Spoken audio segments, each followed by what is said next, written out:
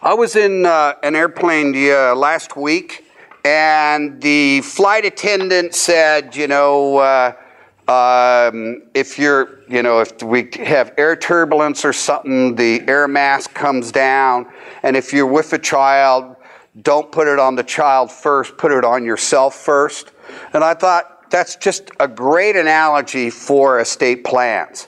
You got to take care of yourself first.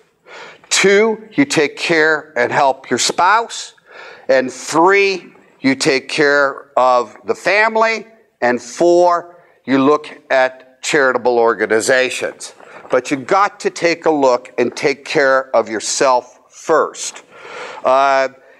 In our own particular family situation, and I'll give you an example of this, in the Advanced Healthcare Directive, people automatically put their spouse as the person that they want to be the first in line to talk about making medical decisions. Well, who's going to be most emotional at the time a medical decision needs to be made? The spouse. Who's going to be most distraught? The spouse. So it may not, again, be in the best interest. You got to check your spouse out in the sense that, would this individual be a good individual for me? My mother couldn't stand the sight of blood, 1. 2 is that she thought everybody with a white coat walked on water. And so just tell me what to do and I'll do it. Is that normal? No. Just because you have a white coat on doesn't mean that you know everything. You know a lot, but you need somebody who can assess the situation. So that's what I mean by you got to look at your own interest first. And as my wife always reminds me is, California is a community property state. So does one spouse own 100%? No. So each of you control 50 and has control over how that money and where those monies go and how they're spent. What's the number one reason for divorce? Money. Yeah, it's not sex. God, it's money. You want to argue for sex? No.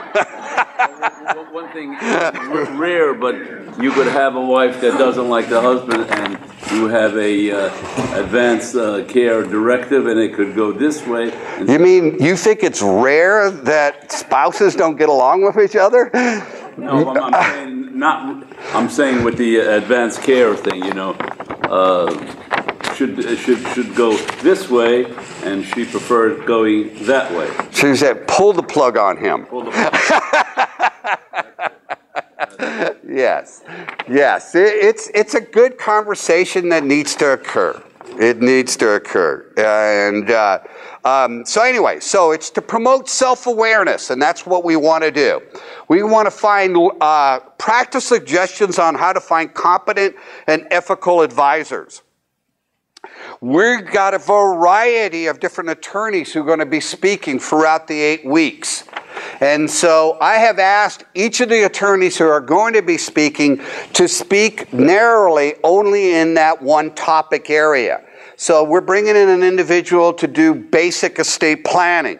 Well, that individual could do the entire series. Okay? We don't want them to do that. We want them to stick to basic estate planning. And we've asked them to do that. We're going to introduce each speaker by the Ask First form. And that is the second page in your packet. And this, I forgot to bring mine. I'll bring mine next week. But we're going to use this form to introduce the speaker. And the reason for that is because just like she asked, what are you selling? We want to make sure that the person is not selling anything either.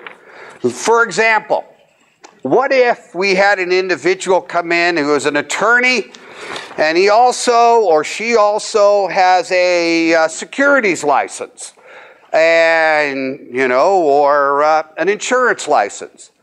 what would you think? That the individual was more qualified than the average because they have these licenses? No. No. Okay?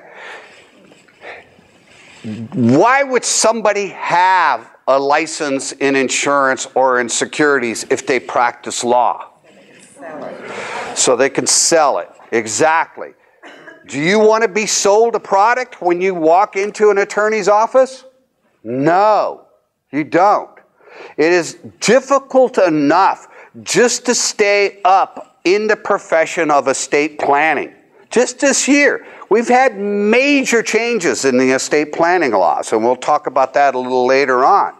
But it's difficult just to stay on top in one area. So if you see more than one license that the person has, don't think license equals credential. Licensing is a minimum level of expertise. Think of your driver's license. Does that make you a professional driver? No. I've seen the way some of you drove here. But the licensing is the same in securities and in insurance. Okay, there's no reason for somebody to have it, or at least you ask, why do you have this license? But each one of you has what's called a B antenna and an S antenna. Okay? Use it. You'll know it when you hear it, right? Okay? And if somebody has multiple licenses, those antennas ought to be right up there. Lastly, our mission is that we want to encourage tax-wise charitable giving that represents your values and interest. And I think we're coming at it from the basic premise that it's good to give. I'm going to use Michael for an example. My son, who just 2-3 months ago started with a new company called Arc Collective. And the company makes canvas backpacks. And for every one that they sell, they give one to an inner city youth filled with educational materials. And then once a week, as their kind of corporate culture, they volunteer at a charity 8 hours for that one day. And it provides, I had nothing to do with it. They do it on their own. But I think charity or giving is just good for the soul. And so that's one of our missions. That's one of our prejudices through the workshops. But there's not going to be any solicitation by any charity. We are going to ask some of the charities to come in if they want. It's available to them to express their mission. Okay? Because maybe that mission is something that you believe in. And a charity is literally the only way you can express your values to the world, to your family. Yeah, it's kind of the saying is you put your money where your mouth is. And it's, do you know anything about, the Dutch are known for a couple of things? Do you know what they are? They're cheap and they're stubborn. So, and it's really true. I don't know what it is, but we have between the Dutch and the Scots, I think we're in competition. But I was always curious as to what my father. I said, Dad, what were you? Where would you leave some money if you had some money? What cause? What's your interest? What is so important to you for a Dutch guy that you would leave money to? He said, nothing. So there's no reason to be charitable to attend a course, but just so you know, we do have some prejudice in that area. First question. The size of your estate at death will determine how much you will pay in probate fees and estate and gift taxes.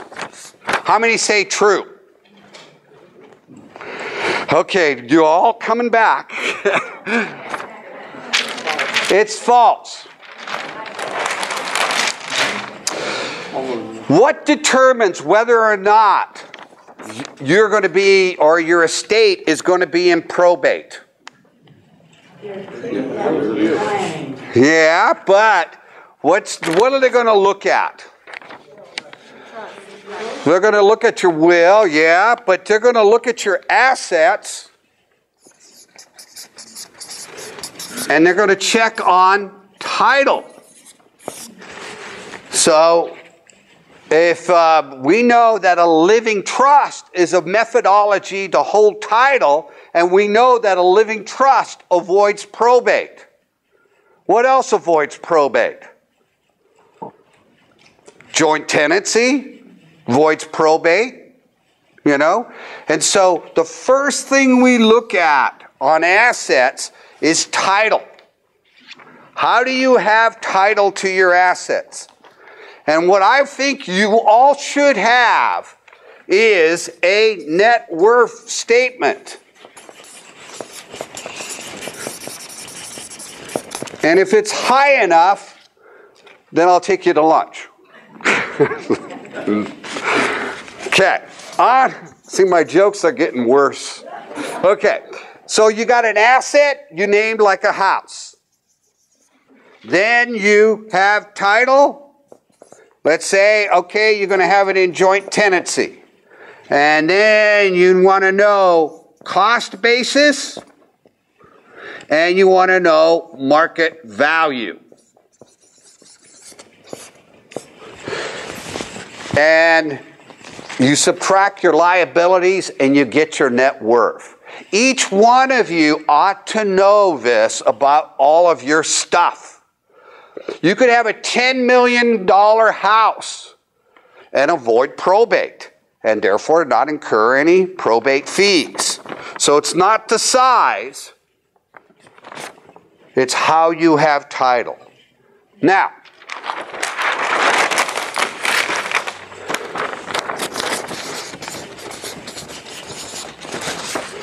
so you have a probate estate. That estate that would have to go through probate, and we're going to get more into this in the basic estate planning classes. This is just a kind of an initial review. But $100,000 is kind of the, if you have a bank account in your own personal name and it's under $100,000, you will avoid the probate. It's kind of like a 4-page process.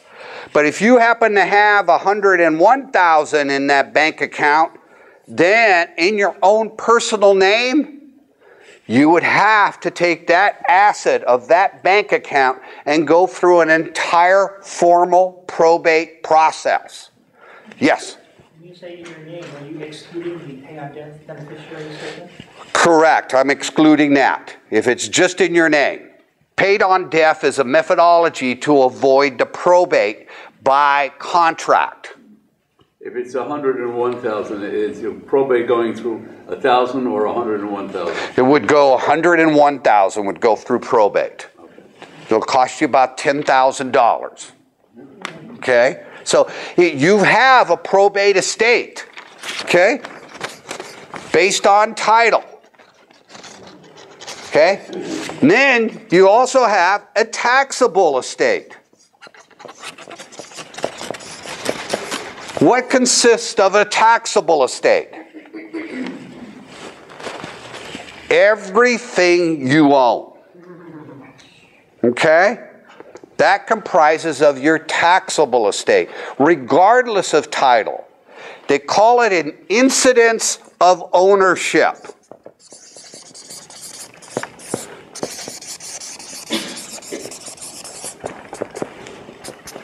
So that includes IRAs, that includes annuities, that includes limited partnerships, that includes loans that may be owed to you. It includes everything. That's a taxable estate. And it's completely different than the probate estate. And that's what I was trying to get at in the first question, although it was a little tricky.